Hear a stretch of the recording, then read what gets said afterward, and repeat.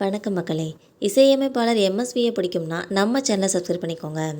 1962 முத்துராமன் தேவிகா நடித்த படம் தான் நெஞ்சில் ஒரு ஆலயம். இந்த படத்தை ஸ்ரீதர் அவர்கள் இயக்கியிருக்காங்க.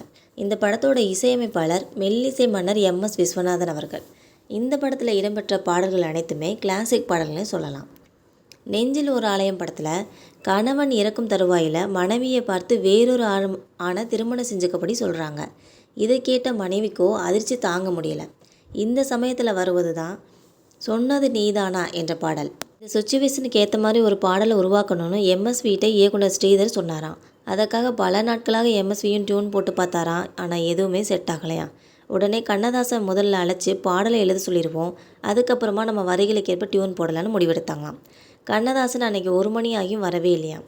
எப்போவுமே 11 மணிக்கெலாம் ஸ்டூடியோக்கு வந்துடுவாங்களாம். அன்றைக்கி எம்எஸ்விக்கு நல்ல பசி வந்துடுவோம், இவ்வளோ நேரமாகியும் வரலையா, இந்த குடிகாரங்களை நம்பினாலே இப்படி தான்னு கண்ணதாசனை சொல்லிவிட்டு சாப்பிட போயிட்டாங்களாம். இதை பக்கத்தில் இருந்த வேலையாள் கேட்டுட்டு வந்துட்டு 2 மணிக்கு கண்ணதாசன் வந்த உடனே சொல்லிட்டாங்களாம். இருந்தாலும் தன்னோட உயிர் நன்மை இப்படி திட்டாரேன்னு மனசுக்குள்ளே வருதுறதுனால வெளியில் காட்டிக்கலையாம். சாப்பிட்டு முடித்ததுமே எம்எஸ்வியும் ஸ்டூடியோக்கு வந்துட்டாங்க.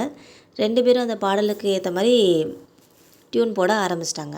இருந்தாலும் கண்ணதாசன் மனசுக்குள்ளே தன்னை குடிகாரன்னு திட்டாங்களே அப்படின்றது ஓடிக்கிட்டே இருந்திருக்கு.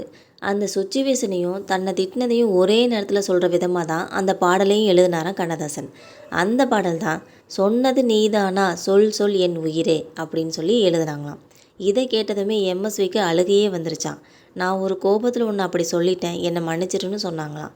அதுக்கு கண்ணதாசன், விச்சு நீ ஒரு குழந்தை, நீ போய் டியூனை போடு பார்த்துக்கலான்னு சொல்லிட்டாங்களாம். இந்த ஒரு நெகிழ்வான தருணம் அவங்க 2 பேருக்கு இடையில் இருக்கிற ஒரு நட்பை பற்றி நமக்கு விளக்குதுன்னே சொல்லலாம்.